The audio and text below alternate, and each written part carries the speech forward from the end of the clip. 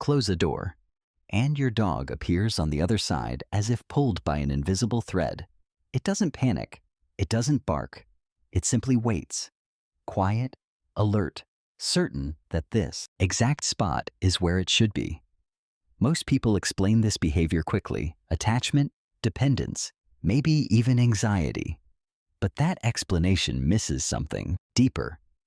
Because what looks like simple devotion is actually a complex psychological strategy shaped by evolution and refined through everyday interaction. Your dog is not just following you. It is studying you, positioning itself around you, and using you as a living tool to understand the world. Not attachment, but amplified capability. At first glance, constant following feels like emotional dependence. But research suggests something far more interesting. Dogs don't become weaker without us. They become stronger with us. Imagine a child exploring a playground. Alone, they hesitate. With a parent nearby, they take risks, climb higher, and try again after failure. Dogs behave in a strikingly similar way. In controlled experiments, dogs persist longer at difficult tasks when their owner is present, even if that person does nothing to help. Replace the owner with a stranger, and the effect disappears. The presence itself, not assistance, is what changes behavior. Your dog isn't orbiting you because it cannot cope. It's doing so because your presence quietly expands what it believes is possible. You are its interpretation of reality. Consider what happens when your dog encounters something unfamiliar: a sudden noise, a new object in the room, a stranger at the door.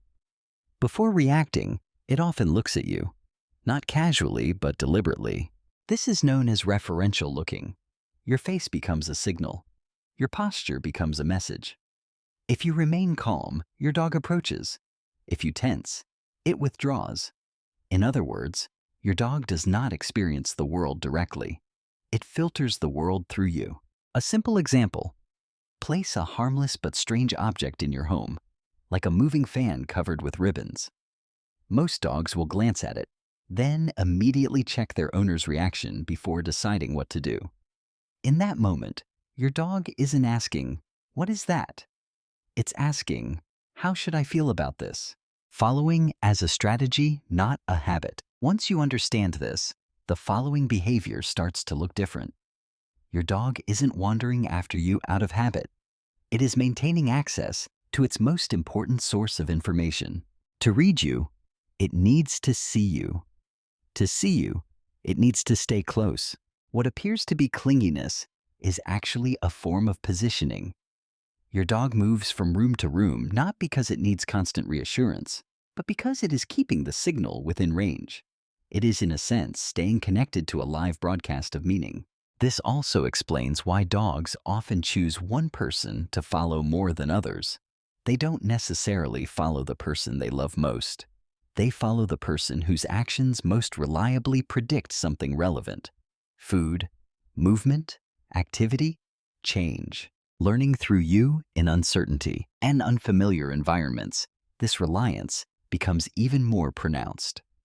Dogs will often copy their owner's behavior, even when it's inefficient, rather than rely on their own prior knowledge. Imagine walking a slightly longer route around an obstacle, even though a shorter path exists. A dog that already knows the shorter route may still follow your exact steps, not because it forgot, but because, in uncertain conditions, your behavior becomes the safest guide. This is not obedience in the traditional sense. It is adaptive intelligence, choosing the most reliable reference point when the environment becomes unpredictable, written into their biology. This tendency to stay close is not just learned, it is deeply rooted in biology. Over thousands of years, dogs have been shaped not only for physical traits, but for social connection with humans.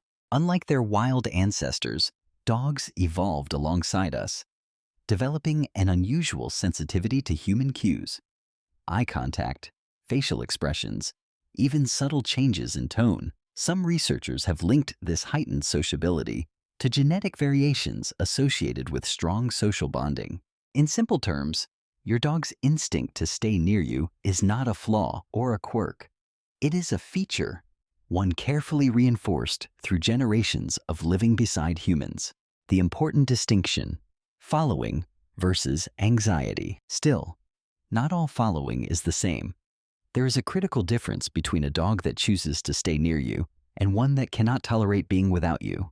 A well-adjusted dog may follow you from room to room, but it can also settle, rest, and remain calm when you leave. The connection is flexible. A dog with separation anxiety, however, shows distress almost immediately, pacing, whining, escalating even after reunion. The behaviors may look similar on the surface, but their emotional roots are entirely different. One is built on trust. The other is driven by fear. So the next time your dog waits outside a closed door, try to see the moment differently. It is not standing there because it is lost without you. It is there because in a world full of uncertainty, you have become its most reliable constant. You are the reference point it returns to, the signal it reads, the quiet assurance that everything makes sense. What looks like a shadow at your heels is, in reality, a reflection of something much deeper, a bond shaped by trust, learning, and time. If this perspective changed the way you see your dog, take a moment to appreciate that silent companionship.